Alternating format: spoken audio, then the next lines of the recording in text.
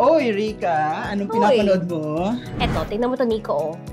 Meron kasi ako nakitang vlog ng isang kuya, tapos namimigay siya ng tulong sa mga kababayan niya sa Tarlac. Take note, pati sa mga Aita community. Oo, talaga. Tingnan nyo. Tingnan mo. Tingnan. Ang bait naman ni kuya. Diba? At in fairness sa kanya, ha, nagagamit ang social media para magpalaganap ng kabutihan. That's true. Nakaka-good vibes yung mga ganyan, no? Correct. Yung mga gantong tao, deserve mapasalamatan. Ganito, bakit hindi natin siya puntahan at ipakilala natin kay Kuya Alan? Alam mo, same tayo nung naiisip. Kasi naisip ko na yung kanina. Gusto ko rin siya makilala eh. Tara? Tara.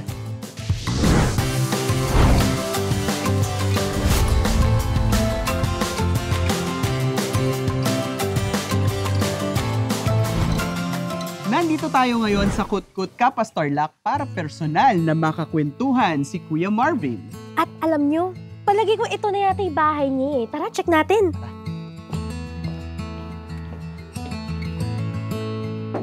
Hello po. Kuya Marvin! Ay, hello po. Ayan na. Magandang umaga. Ako po si Nico. Hello po. Ka. Good morning po. Kuya, napanood po kasi namin yung vlog nyo. Pwede po ba na kahit saglit lang makakwentuhan po namin kayo? Kasi na-curious yes kami po. sa kwento nyo eh. Kayo, Ayun, Kuya. sige po, dito po tayo. Dito po tayo.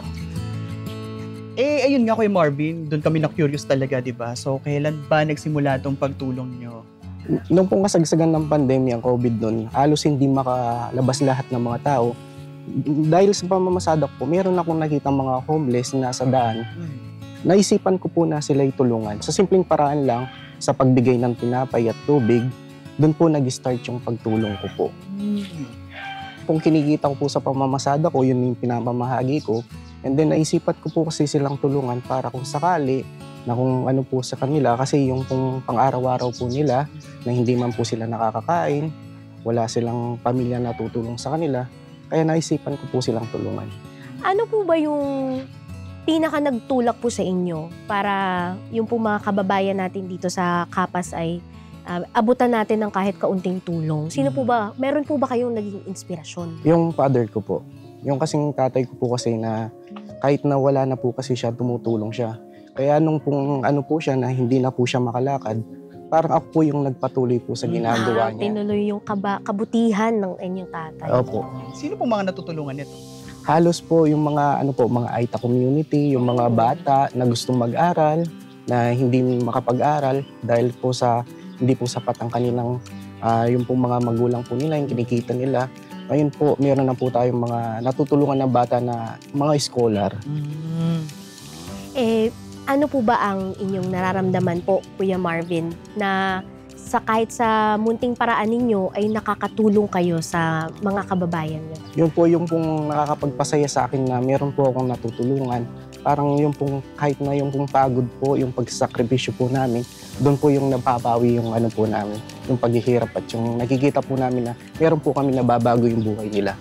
Okay. Ngayon po, pwede po ba namin kayong samahan? Yes, At balita ko mayroon yes po po. kayong gagawin ngayong pamamahagi po sa mga Aita eh. So, Ay. sama kami. Sige po, Tara. pwede po.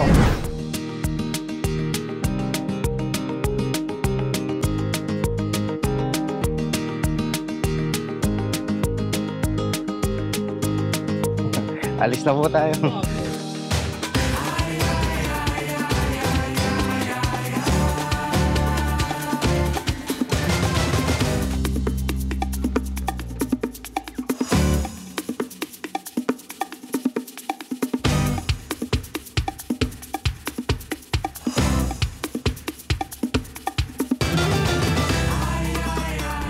Kuya, nasaan na po ba tayong Nandito po tayo ngayon sa Sitio Bagani, Barangay Maruglo, Maruglo. Kapas Tarlac po. Okay. Kuya, Diyos ko, on the way dito, ang layo. Paano mo na-discover to? Bali po yung pong pagta-travel po natin, bali nakita po natin itong community nila. Tapos po, pinuntahan ko po sila dito. Then nalaman ko po yung kalagayan at sitwasyon nila dito. Lalo na po wala silang ilaw. Napakadilim po dito pag gabi po. Ay, yun po pala. May naibigay na po ba kayo dito na tulong sa kanila para maibsan yung problema nila sa madilim na ano? Yung lugar po Ano nila. po? Ito, Bali, parang may nakapag-big- solar, kuya. Bali, nakapagbigay na po tayo ng 20 solar po dito sa mga bahay po nila. Sana to. Yes po, sa mga bahay po nila dito.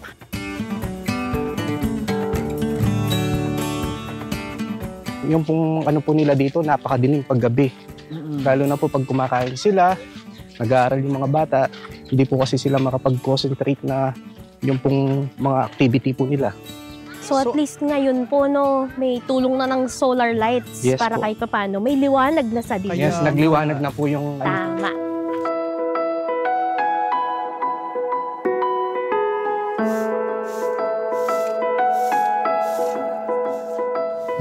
Kilala na ako pong Kuya Buksi, inyang ikit na ako po kindalan. Maglakad ko po, iwat ko po school, magdala akong gule. Magdala ko rin pong gitara, and magtinda ko pong gule. At ikit na ako po king dalan, kaya kitangan na ako po nung karing ko taga, ng grade ko, at nung karing ko po mag-aral.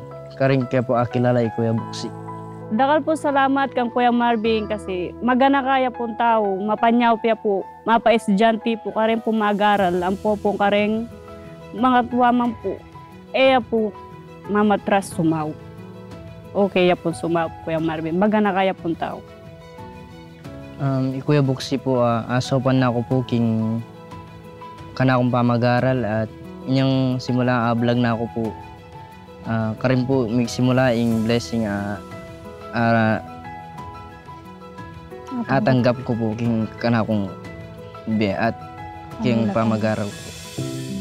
Para sa akin po, napaka-importante po ng edukasyon sa mga bata, lalo na po sa anak ko kasi po parang ang baba po ng tingin ng mga unat po para sa aming mga kulot. Kasi po pag nakapag-aral kami, parang medyo natitingnan kami pag may pinag-aralan. Pero pag wala po kasing pinag-aralan, parang dinadown po nila kami. Kaya napakahalaga po sa amin yung pag-aaral.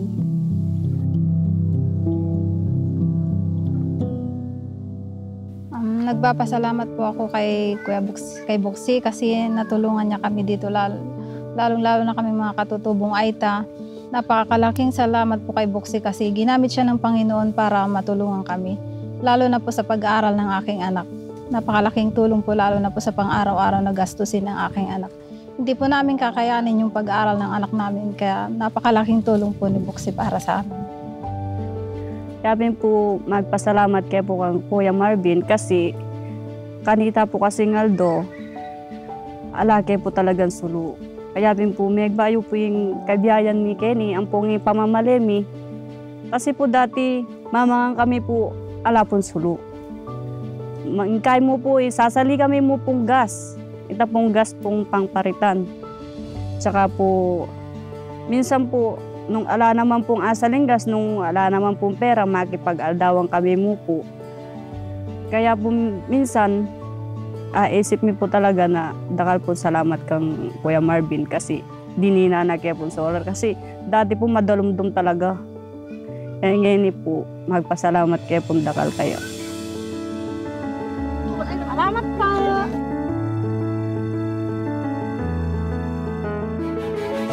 Salamat po, sir!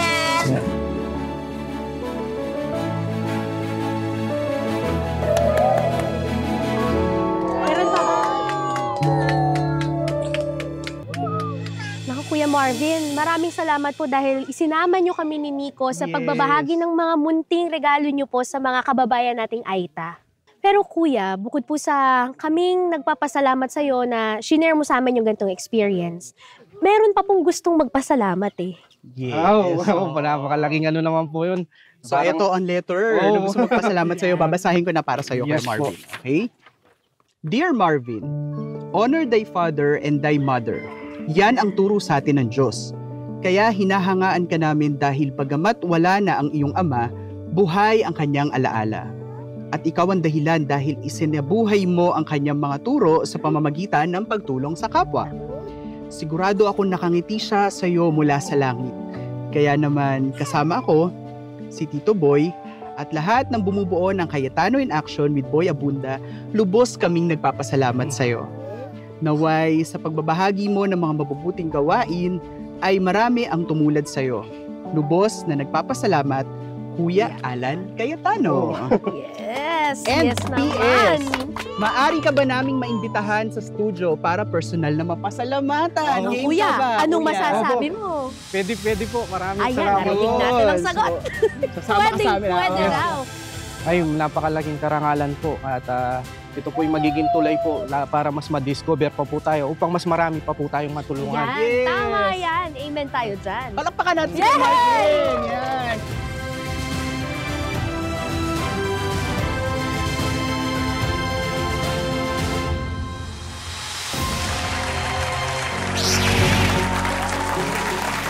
Welcome to Cayetano in Action, Kuya Marvin. Maraming salamat. Thank you po sa pag-imbita at It's an honor malaking to meet you, karangalan po Marvin. na makapasyal. Honor is ours. Ako, Kuya Boy, Marvin, sabihin ko to sa harap mo kasi partly to honor you, partly para dumami ang mga katribo mo. And di ba pag lumalaki ka tapos medyo affluent, basta't ang tingin mo sa mga pilantropo, yung mga ubod ng yaman. Pero dami namin nakikilala na simple lang, di na nag-isip, meron may kailangan ng tulong, ano meron ako. You know, Marvin, we just wanna honor you, say thank you, and wag mong iisipin na maliit yung impact ng ginagawa mo. Ako ang reaksyon ko naman, I see you, I listen to you, at pinaiigting yung paniniwala ko na mabuti tayong tao. Ang binulong niya kaagad, sana matulungan pa yung iba doon na makapag-aral din. Oo So nga. talagang nasa nasa DNA niya. So, actually, yung hinanda namin is tugma doon, pero kasi yung educational materials, tingin ko pang mga younger to. Pero gusto kasi niya na lahat ng kayang mag-high school doon, makapag-high school. So, we want to partner with you and we want to do it through you kasi mas alam mo doon. So, 1-2 ang hinanda, pero gagawin natin 1-2-3. So, may 25,000 pesos worth of educational material. Maraming salamat po. Then, meron tayong envelope ng 10,000 cash. And then, mamaya, we will introduce you to our coordinator. Sabihin mo kung ilan. At saka, Kuya Boy, minsan pasyalan natin, no? Parang nasarap punta ng Yun ang unang pumasok sa isipan ko. Dito po yung Kuya Alan, yung pong sitwasyon po nila doon. Alam niyo po yung mga bata, minsan bumababa po sila, mag-aaral ng kinder, grade 1, tapos tinutokso po sila na hindi daw po sila marunong magbasa, magsulat. Kaya ginagawa ko po ngayon, doon po na sa community po nila, gusto ko po meron po magtuturo sa kanila para may lakas po sila ng loob na bumaba po sa kapatagan. So, sa mga nanonood, gusto nilang tumulong. Pero wala silang community or hindi nila alam, aside from cash, what else and how do they get in touch with you? Ano sir, yung pong ano natin, kung ano man po yung pwede po nating mapabot. So, food, Yes po. mga Parang educational ganun. materials, mga school Pero supplies. napakalaga sa kanila yung ano sir, yung pong mga gamit sa pag-aaral. Maraming salamat. Asawa mo, Kuya Sa Alan. akin, Kuya Boy, ay aside from, of course, the members of the Maritime, hindi lang sa trip na to sa dati, dun po sa mga behind the camera, I really thank you at nagustuhan ko po yung in-interview nyo sila tapos translate nyo. Hearing them speak then, tapos yung Pinoy na Pinoy pa rin, di ba? Kahit iba-iba yung ating subcultures, yung mabait yan, di ba? Kaya nga kami nandyan, mabait eh. So I just appreciated, interviewing them, being there, and ako gusto ko bumisita, Kuya Boy. So bisita tayo. Ako din. Maraming salamat po Tito Boy, Kuya Alan, sa pag-imbita po sa akin. At maraming salamat po sa mga sumusuporta po. Maraming salamat. Congratulations. Look forward to partnering with you. Sasama ako, Kuya Alan, pag ikay Maraming salamat. pumunta sa Kapas, Tarlac. Huwag po kayong aalis dahil magbabalik pa po ang